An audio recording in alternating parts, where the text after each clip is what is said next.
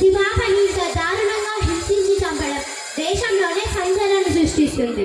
దీని గురించి ఎవరు ఏమనుకుంటున్నారో విందాం. అసలు పాపని బయటికి రానియడం వాళ్ళ తల్లిదండ్రులు చేసిన తప్పండి. తాను జరిగిన దారుణాన్ని ఖండిస్తున్నాం. చట్టం తాను చేసుకోబోతుంది.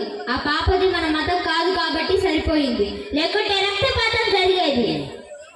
పాప మృతికి దేశమంతా కొవ్వొత్తుల ప్రదర్శనలు, మౌన ప్రదర్శనలు జరపాలి. నిందితులకి శిక్ష కాదు, ఆ మృగానికి భూమిపై ఉండే అర్హత లేదు, చంపేయండి.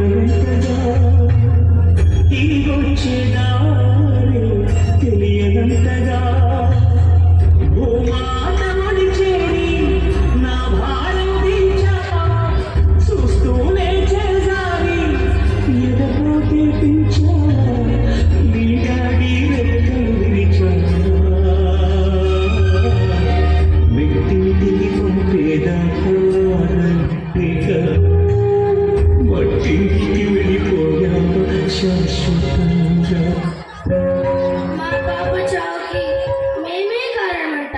చట్టం తన పని తను చేసుకుపోతుందంట. అదే వారి మతం అయితే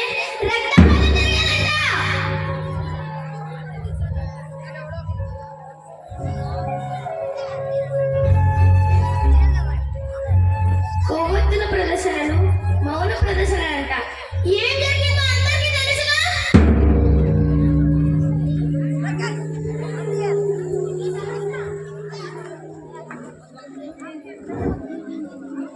ఎవరికి నచ్చినట్లు వాళ్ళు మాట్లాడిస్తున్నారే.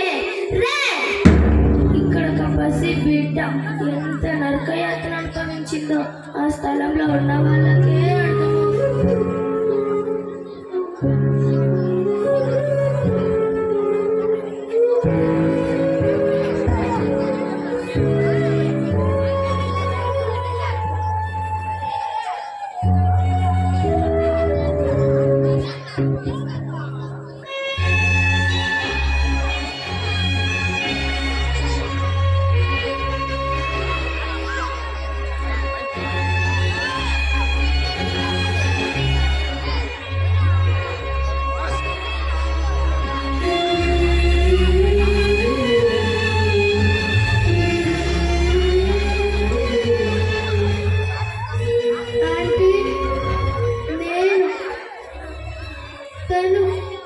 స్కూల్లో అన్నిట్లో పోటీ పడేవాళ్ళం, కానీ తనకి మన మధ్య లేదు.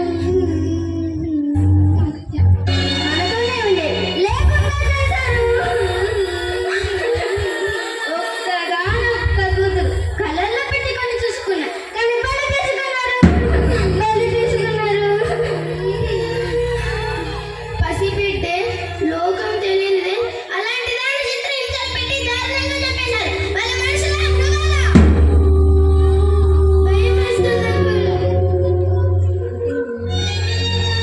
జాతి, మత, కుల, అన్న, వర్గ, స్త్రీ, పురుష, ప్రాంతీయ భేదాలు లేకుండా ఆ మృగాలను వెంట పెరిగేవాడు ఎవరైనా సరే ఒక్కసారి మా స్థానంలో ఆ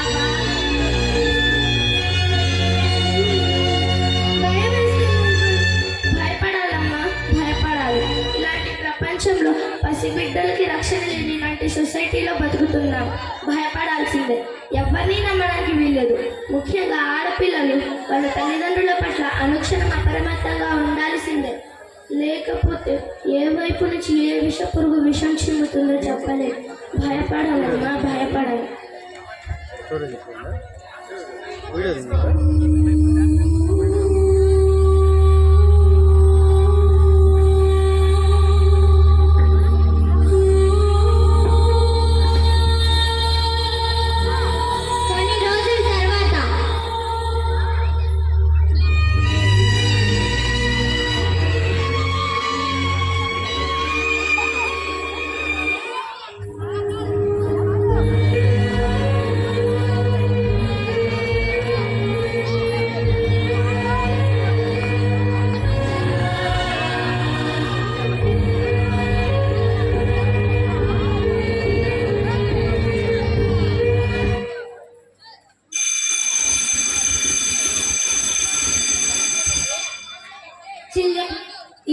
మనం యాన్యువల్ డే ఒప్పుకుంటున్నాం.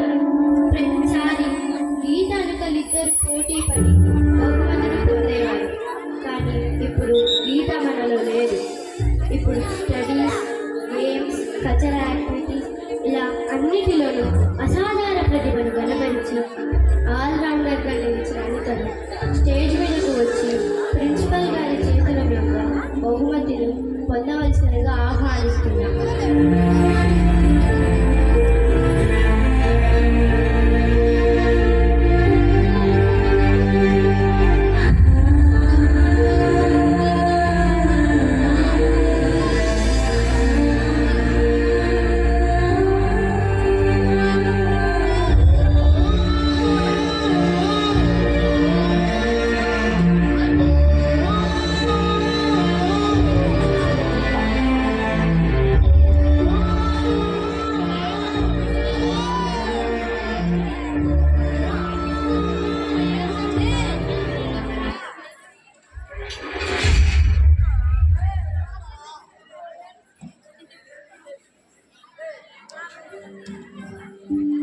మేడం, 2 నిమిషాలు మాట్లాడచ్చా? Please carry on.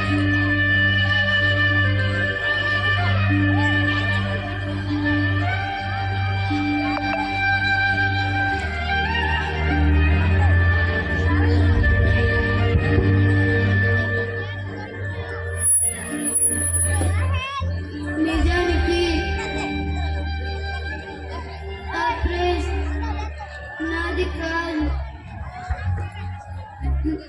గీతది. కానీ గీత ఇప్పుడు మనతో లేదు. ఈ చదువులు, ఈ ట్రాఫిక్ ఎందుకు? ఈ మనల్ని కాపాడగలుగుతున్నాయా? చేతిలో చేయి వేసి నడిచిన గీత. గీత తన ఇంటి నుంచి తెచ్చుకున్న ఫుడ్ నాతో పంచుకొని తిన్నా. చదువుల్లో, ఆటల్లో నాతో పోటీ పడి నన్ను ఓడించిన గీత నన్ను వదిలేసి వెళ్ళిపోయింది. చదువు అనేది జీవితానికి నేర్పాలి. ముఖ్యంగా ఆడపిల్లలకి లోకం గురించి, ఎదురయ్యే మనుషుల గురించి నేర్పాలి. వాళ్ళ చేష్టలు తెలుసుకొని తప్పించుకొని తెలియజేయడం నేర్పే చదువులు కావాలి. ఇదే కనుక జరుగుతుంటే గీత లాంటి వాళ్ళు కొంతమందైనా తప్పించుకోగలిగేవారు. కోపంగా ఉంది, చాలా కోపంగా ఉంది. ఈ సొసైటీ మీద, ఈ మనుషుల మీద చాలా కోపంగా ఉంది. ఈ కోపం ఎవరిపైన చూపించాలో కూడా తెలియదు.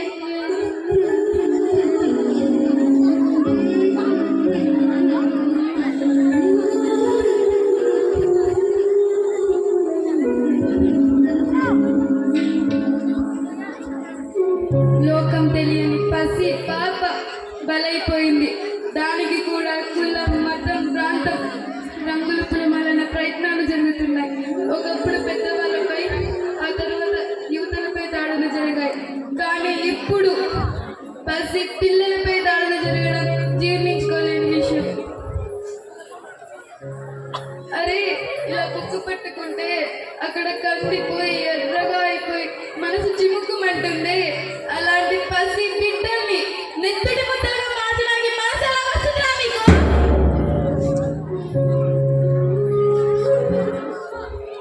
నెలలో పసి బిడ్డ నుండి ముసలి వరకు 50 స్త్రీ జాతిపై దాడులు జరుగుతున్నాయి.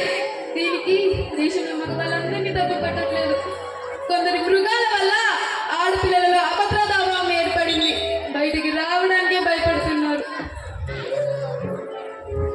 అమ్మ గడుపులో ఉండగానే ఆడపిల్లలకి ఎన్నో క్యాలిక్యులేషన్స్, కనాలా వద్దా అని.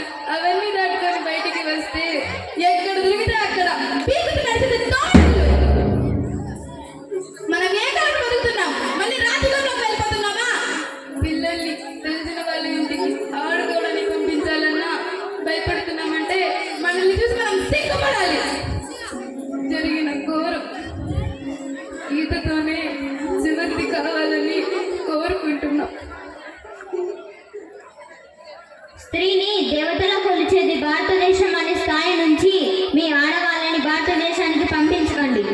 అక్కడ స్త్రీకి రక్షణ లేదని పరాయి దేశస్తులు భయపడే స్థాయికి దిగజార్చారు. మన దేశ ప్రతిష్టలు దిగజారాయి. మనం ఎటుపోతున్నామో ఆలోచించండి.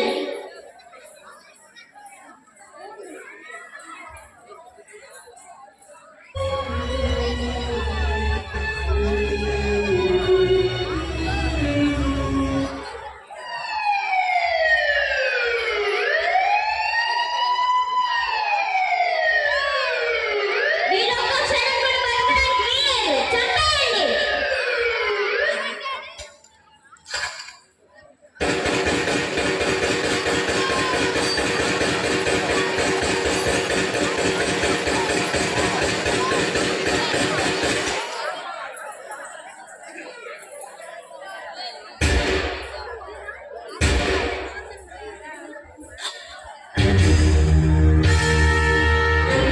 ఇది ఒక సంవత్సరం తర్వాత న్యాయం జరిగింది.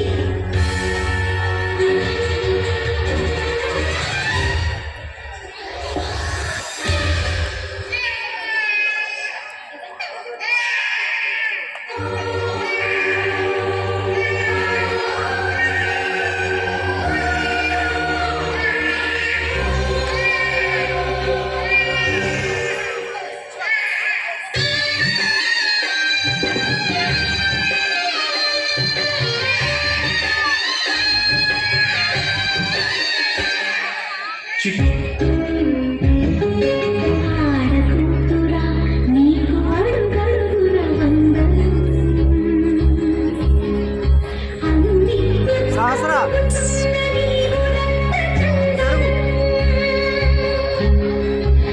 ఆడకూతురా నీకు అడుగడుగున వందనం. అనునిత్యం కరుగుతున్న నీరు రక్త చందనం.